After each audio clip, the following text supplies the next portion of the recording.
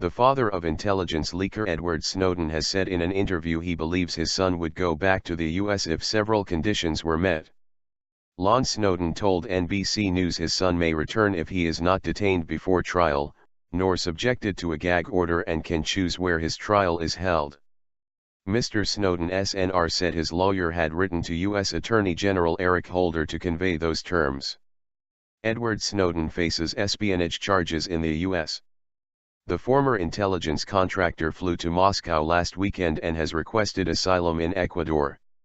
During Friday morning's television interview, Lon Snowden said he had not spoken to his son since April, a month before he fled to Hong Kong after leaking to media details of a huge U.S. snooping program.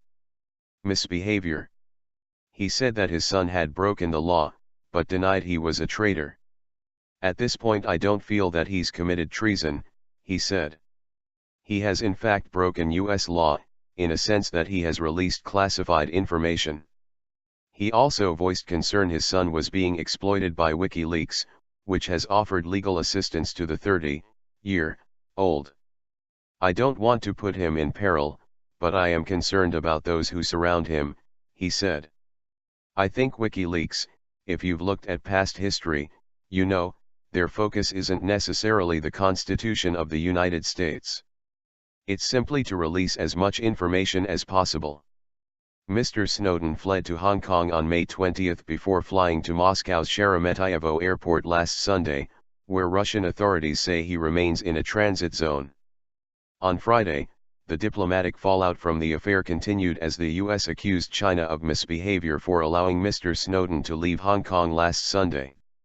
I don't think we had a good faith partner throughout that process, said Stephen Young, the U.S. Consul General in Hong Kong, warning of repercussions. The city's government has said the U.S. arrest paperwork had clerical errors, and that it had no legal basis to stop Mr. Snowden traveling to Russia. Beijing has accused the U.S. of double standards on cybersecurity. Ecuador says it has not yet processed the former U.S. National Security Agency contractor's request for asylum.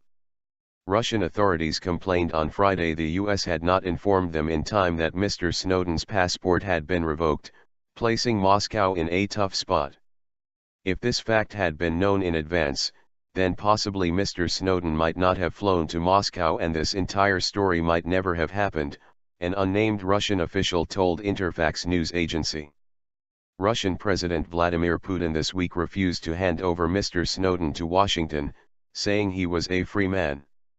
Late on Thursday, Venezuelan President Nicolas Maduro repeated his offer of sanctuary to the U.S. fugitive. He is wanted for disclosing that the U.S. has been seizing vast amounts of phone and web data under a secret surveillance program.